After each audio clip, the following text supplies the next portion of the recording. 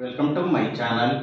నా ఛానల్ కనుక మీరు ఇంకా సబ్స్క్రైబ్ చేసుకోకపోయినట్టయితే ప్లీజ్ సబ్స్క్రైబ్. ఈరోజు మనం ఈ వీడియోలో 8 ఏప్రిల్ 2024 అంటే సోమవారం రోజు స్టాక్ మార్కెట్ ఏ విధంగా ఉండబోతుంది అనే ప్రెడిక్షన్ వీడియోని మనం చూద్దాం. అసలు సోమవారం రోజు ఓవరాల్గా స్టాక్ మార్కెట్ ట్రెండ్ ఎలా ఉండబోతుంది అనేది తెలుసుకునే ముందుగా ప్రీ మార్కెట్ సెషన్ గురించి మనం ప్రెడిక్ట్ చేయాలి అంటే అంతకన్నా ముందు రోజు అంటే Friday American stock market Nasdaq నెగిటివ్గా ట్రెండ్ అయ్యే అవకాశం ఉంది. అలాగే ఇక నెక్స్ట్ రోజు అంటే మండే మార్నింగ్ టైము ఒక మిక్స్డ్ ట్రెండ్ని చూపించే అవకాశం ఉంది. ఏషియన్ మార్కెట్స్ ఒక మిక్స్డ్ మూవ్మెంట్ని చూపించే అవకాశం ఉంది. సో అలాంటి మిక్స్డ్ ట్రెండ్ బిగినింగ్ మనకు దొరికిన తర్వాత మన మార్కెట్ ఓవరాల్ ట్రెండ్ మనం చూడాలి అంటే అది మిక్స్డ్ ట్రెండ్గా మూవ్ అయ్యే అవకాశం ఉంది.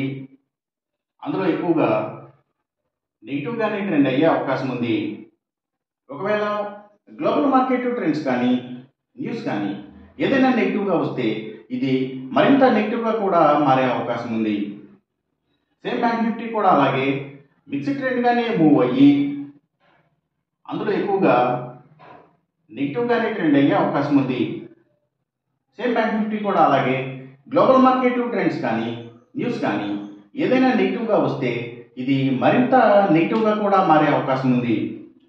నిఫ్టీ ఐటీ మాత్రం కొంతవరకు పాజిటివ్గా ట్రెండ్ అయ్యే అవకాశం ఉంది.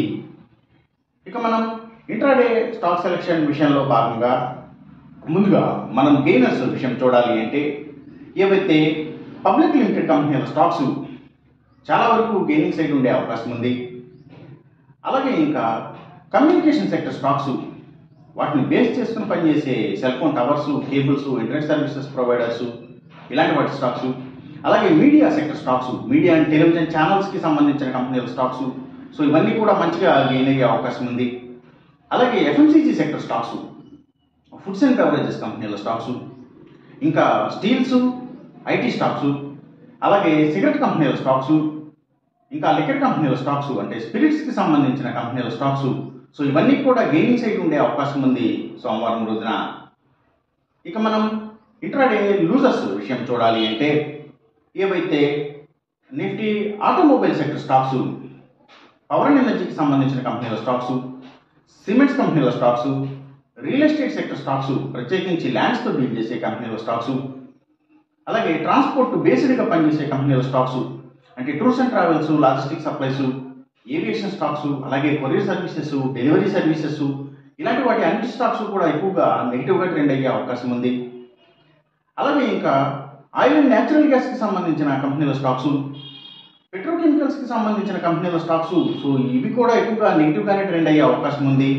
అలాగే ఫార్మా సెక్టర్ స్టాక్స్ కూడా డౌన్ ట్రెండ్నే చూపించే అవకాశం ఉంది సోమవారం రోజున.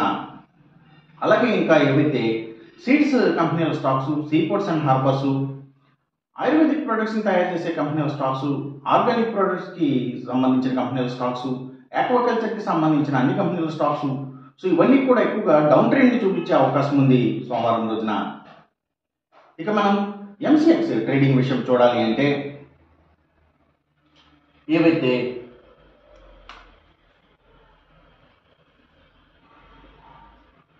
Crude oil and natural gases prices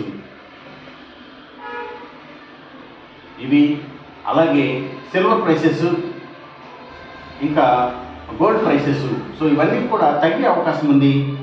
copper prices మాత్రం పెరిగే అవకాశం ఉంది. ఈ చెప్పిన రిజల్ట్స్కి ఏమాత్రం వ్యతిరేకంగా జరుగుతున్నట్టు మీకు అనిపించినా సరే ఇమీడియట్గా మీ బెట్ల నుంచి వెనక్కి వచ్చేసేయండి. ఇది కేవలం ఒక ఆస్ట్రాలజికల్ ప్రెడిక్షన్ మాత్రమే, దయచేసి గమనించండి. అలాగే ఈ వీడియో కనుక మీకు నచ్చినట్టయితే నా ఛానల్ని సబ్స్క్రైబ్ చేయండి, అందరికీ ఈ వీడియోని షేర్ చేయండి, లైక్ చేయండి. Thank you for watching.